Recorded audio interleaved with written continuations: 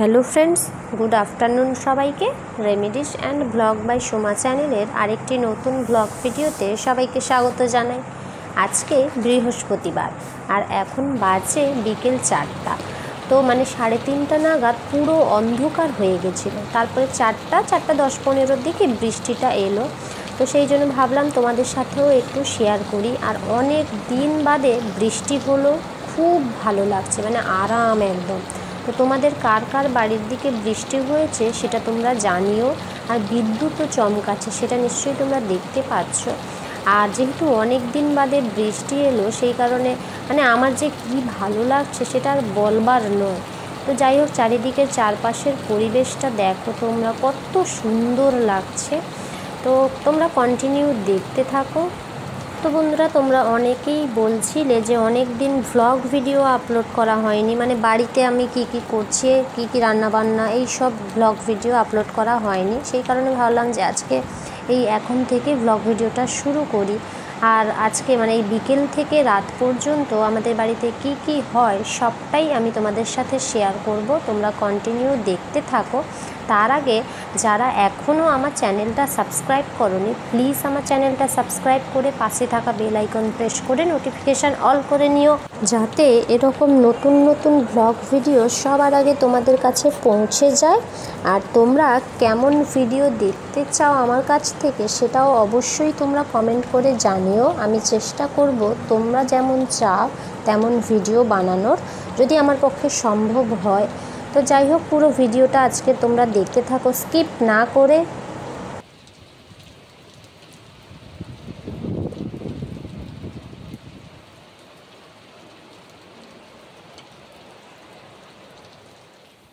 বলো, জনগণ বলো তো তুমি। জনগণ মন অধিনায় অগতায় বলো, ভারত ভারত বাক্য পিতা পান্ডা পচিন কুতরা মারাত পিতা উত্তালা দালা পঙ্গেল তারপরে বুঝে দিলাম। আর জানো না? না, আমি আর জানি না। ও, তুমি আর জানো না? না, বলো। দাঁড়া আর কিছু বলবে তুমি? না, আমি এদিকে তাকাও। সেখানে তুমি আগতলা হয়ে গেছে, বলা হয়ে গেছে। আমি নিয়ে যাবে একটা করি, তুমি একটা না আমি নিয়ে যাবে। কোথায় গেলে গালটা উঠে যায়। তো বন্ধুরা, বিকেল থেকে কি করলাম সেটা তো দেখালাম। বৃষ্টি হয়েছিল ভীষণ, আজকে প্রচুর বৃষ্টি হয়েছে। তো যাই হোক, বৃষ্টির শেষে তারপরে ওই পুচকিটার বাড়িতে গেছিলাম, তার সাথে একটু আড্ডা মারলাম, তারপরে অনেক গল্প করলাম দুজন মিলে।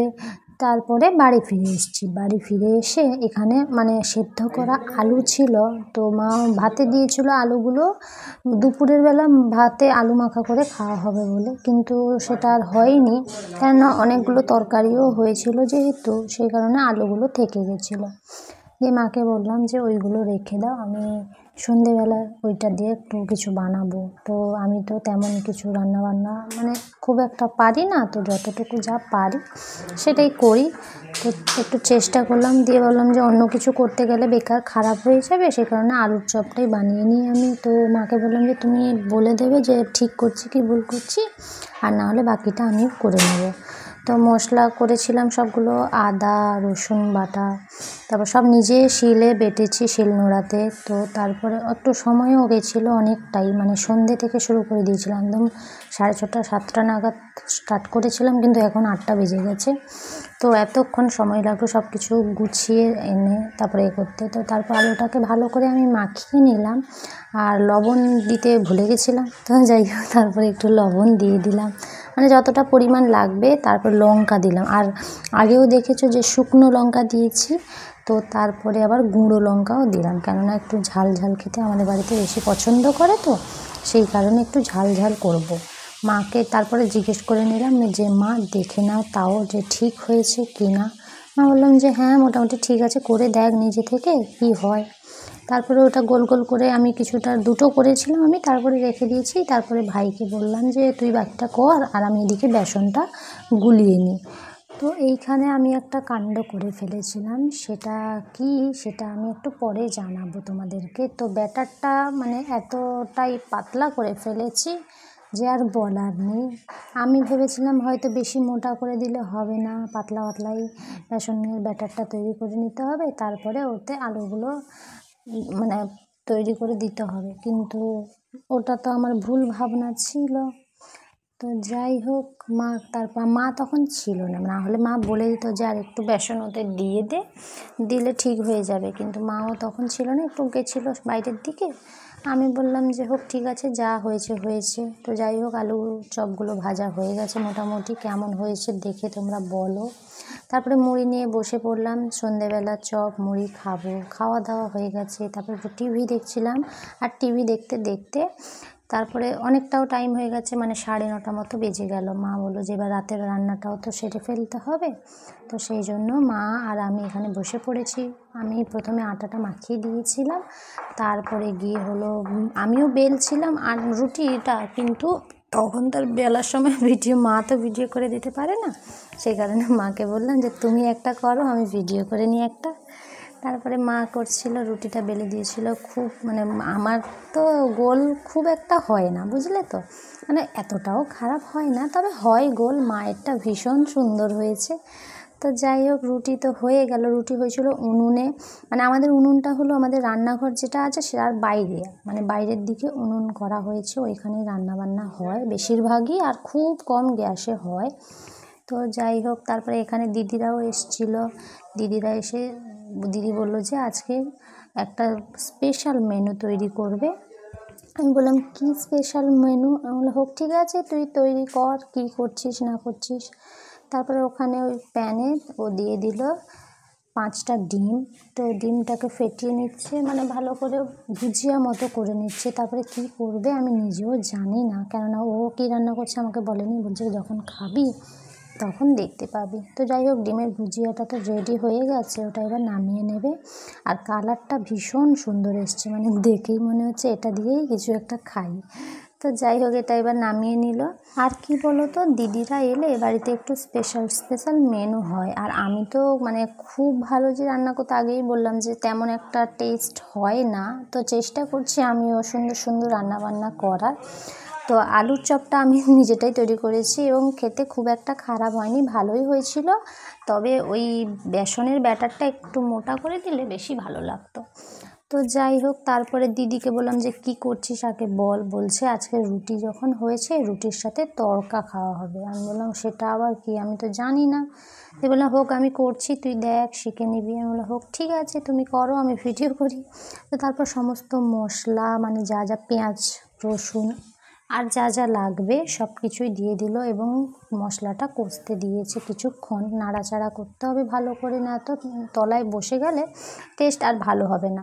তো তারপরে উপর থেকে কাঁচা লঙ্কা কুচি দিয়ে দিল, টমেটো কুচি দিয়ে দিল, তারপরে ভালো করে আবার নাড়াচাড়া করে নিচ্ছে। আর আজকে প্রচণ্ড গরম, মানে বৃষ্টি হয়েছে সন্ধেবেলা না, বিকালের দিকে বৃষ্টি হয়েছে, কিন্তু গরম যেন যাবেই না, মানে মারাত্মক গরম। আর এদিকে এই যে ডাল, মানে আর যা যা তড়কা করার জন্য যেগুলো লাগবে সেটা সেদ্ধ করা হয়ে গেছে আগে থেকেই। তো সেটা এবার ওই মশলার সাথে দিয়ে দেবে। তো সেদ্ধ করারটার সময় আমি ছিলাম না, সেই কারণে সেটার আর ভিডিও করতে পারিনি, কেননা মানে সবটা তো আর সম্ভব হয় না যে পুরো ডিটেলস একদম শেয়ার করব। যতটুকু যা শেয়ার করি তোমরা অনেকেই পছন্দ করো, মানে বেশিরভাগ মানুষই পছন্দ করো ভিডিওগুলো আমার। তো তাদের জন্য অনেক অনেক ধন্যবাদ, তাদেরকে আমি জানাই। আর নেক্সট ভিডিও তোমরা কি দেখতে চাও সেটাও তোমরা অবশ্যই কমেন্ট করে আমাকে জানাবে। আমি চেষ্টা করব নেক্সট ভিডিও তোমাদের মতো করে তৈরি করার। তো যাই হোক, তরকাটা তো রেডি হতে হতে যায়, ঠিক আছে, মানে এখন ফুটে উঠবে। তারপরে তার উপরে আরও কিছু হয়তো মশলা দেবে দিদি। তো লবণ দেওয়া বাকি ছিল, সেই জন্য পরিমাণ মতো লবণ দিয়ে দিল। আর মানে স্মেলটা যা বেরোচ্ছে সেটা আর বলবার নয়, দারুণ গন্ধ বেরিয়েছে। এরপরে ওই যে ডিমের ভুজিয়া ছিল ওইটা ওপর থেকে দিয়ে দিল। এবার ভালো করে নাড়াচাড়া করে নেবে এবং অল্প পরিমাণ জলও দিয়ে দিল। তো যাই হোক, এবার নাড়াচাড়া করে রেডি সেডি হয়ে গেছে। তোমরা দেখতেই পাচ্ছ কেমন হয়েছে এটা। তো এরপরে আমরা বসে পড়লাম। এরপরে উপর থেকে আবার মশলা দিয়ে দিল কিছু একটা। তো যাই হোক, কেমন হয়েছে জানিও তোমরা তরকাটা। তারপর সবাই মিলে রাতের ডিনার সেরে নেব, রুটি আর তরকা। তো রুটির সাথে তরকা মানে দারুণ লেগেছে খেতে। তো যাই হোক, আজকের ভিডিওটা কেমন লাগলো অবশ্যই তোমরা কমেন্ট করে জানিও। ভালো লাগলে like, comment, share and subscribe করে দিও। যারা এখনও সাবস্ক্রাইব করোনি চ্যানেলটা, প্লিজ আমার চ্যানেলটা সাবস্ক্রাইব করে পাশে থাকা বেল আইকন প্রেস করে নোটিফিকেশান অল করে নিও, যাতে আমার এরকম নতুন নতুন ব্লগ ভিডিও সবার আগে তোমাদেরকে এসে পৌঁছে যায়। টাটা, গুড নাইট সবাইকে।